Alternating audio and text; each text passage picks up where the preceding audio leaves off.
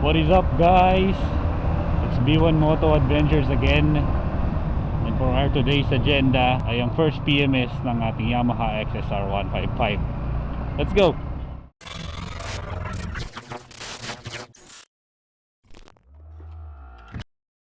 So it's been exactly 3 weeks since I bought this bike sa Yamaha Key Motors Las Piñas. And we're exactly at 499 kilometers as of recording this right now. So pa 500 na kasi ang PMS naman, ang first change oil PMS niya ayon sa warranty ay 30 days or 500 to 1,000 kilometers, whichever comes first. I think 15 kilometers. So umalis ako ng bahay 480 yung odo ko. Eh ngayon lang naman ako free, Saturday. So might as well do it with gloomy weather. Oh no.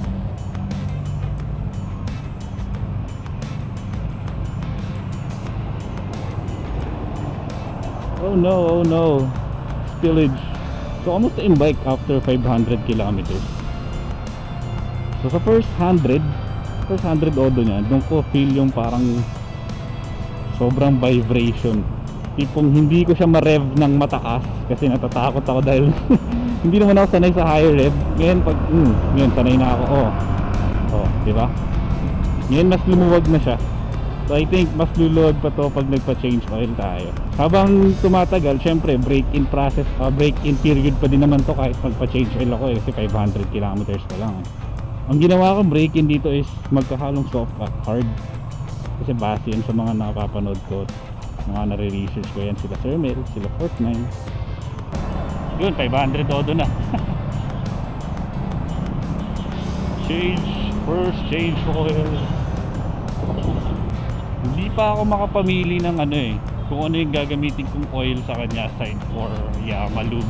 So kung mayari ka ng XSR, share mo naman sa comment below kung ano yung gamit mong oil. What is your most trusted oil sa yung XSR 155?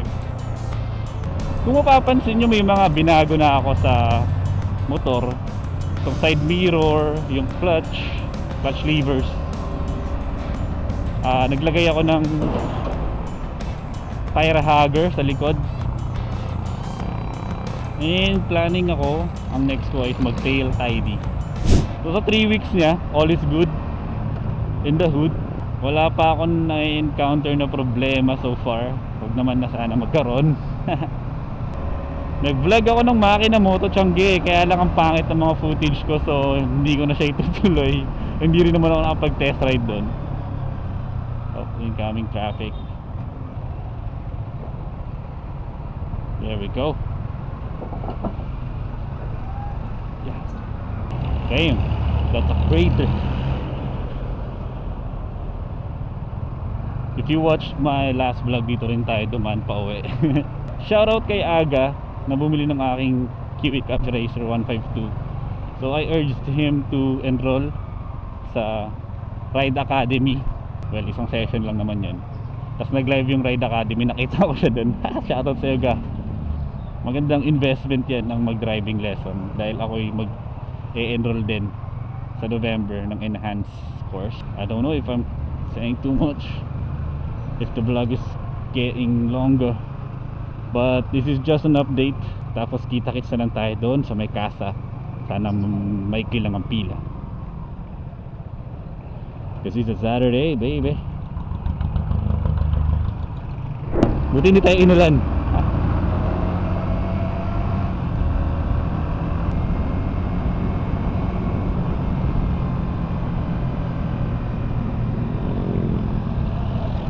Saan yun? Huwag pasok.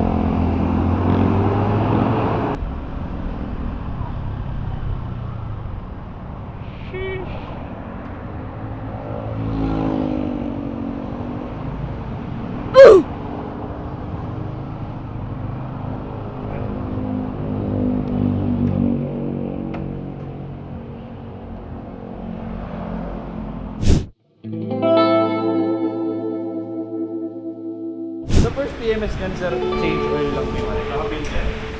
Tapos susunod, hindi ka magpapalit ng filter. Kasi yung motor mo under braking period, may nahalo mga rebaba. Oo, yun. Kasi braking ka ngayon, kailangan mo mapalitan pareho. Then sa pagbalik mo, langis lang babalitan, yung filter rin ko. Pero kada change oil niyan, pwede yung palit oil tas palit din. Pwede naman po kung gusto niyo po, pero pwede naman po na i-skip nyo siya. Maris mo nga.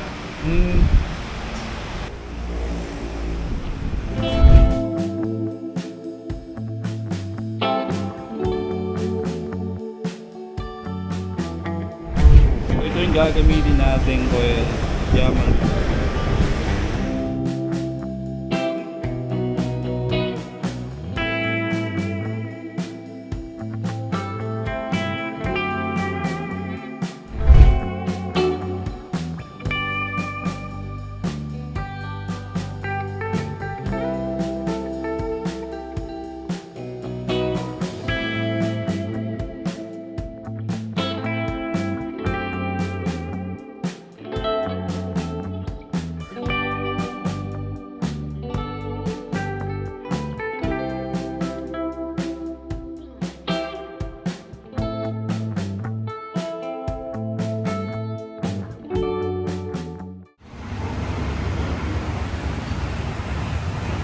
Thank you, Kuya Jonald. Thank you. Ingat sir. Okay, tapos na tayo dito sa may casa. It's time to go home now and edit this. So, kamusta naman siya after ng first change? Ito ko, motor pa din naman. Meron dito, matagal na stoplight.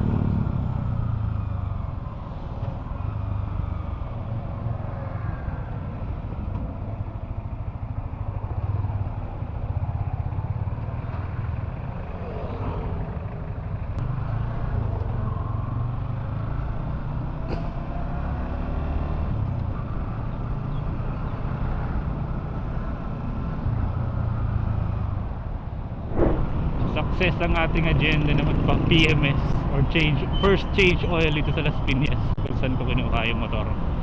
Bali, yung binayaran ko lang is yung oil and oil filter as usual,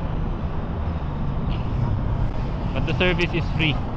Ano napansin ko, mas tahimik yung makina. Ewan ko kung dahil nasa labas lang, ambient sound, mas maingay,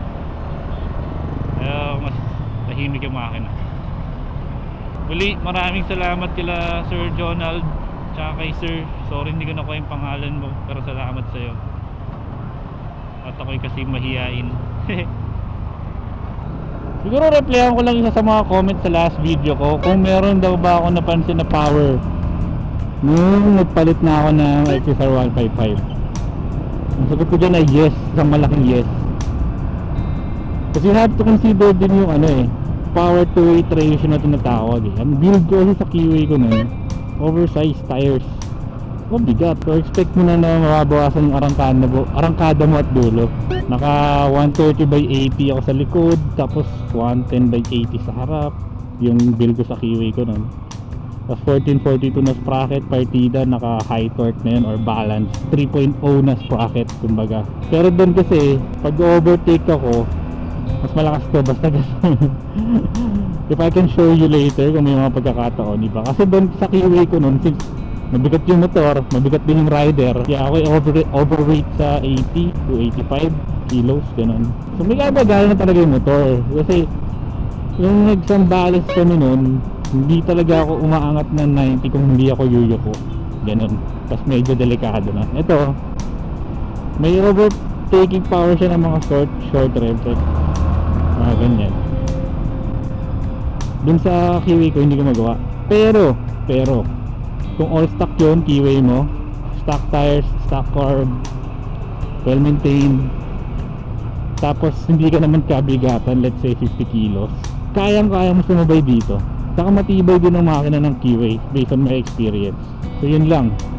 So hindi porket ganun malakas na, may power to weight ratio. Tsaka kung on paper ang pagbabatayan, mas mataas ang horsepower nito XSR 155. Other comment naman nagsabi, overpriced daw to, pero wala silang pake kasi pogi yung bike eh. Tsaka ang sa akin lang, ang take ko lang dyan, kung overpriced. So ito yung gusto namin. Ito yung gusto namin eh. Sa amin sulit eh. Sulit na yun. Dream bike eh, kumbaga. Saka Japanese brand to, Yamaha. Alam naman natin pagdating sa durability yung mga Japanese brand.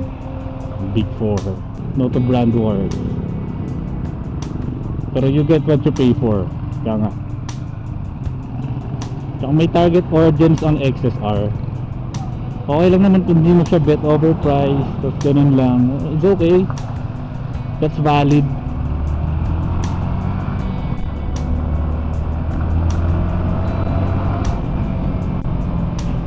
But at the end of the day, if it is gonna make you happy, then it's good. Diba? Dumidilim, puta, sana hindi ka mabutan ng ulan. Maulan pa naman ngayon sa Manila. Oh. Hey, naka R15. Shoutout sa'yo, sir. Ang pogi ng bike mo. So kung nandito ka pa sa part na to, please like, share, subscribe, comment down below. Alam ko itong dalawang SSR vlogs ko ay same lang halos ng dinaan ng route, same lang ng kalye. Pero pangako sa mga susunod, lalo na pagdating ng papeles natin, it's time for adventure. Oh no. So maraming salamat ulit. Nice bike, sir.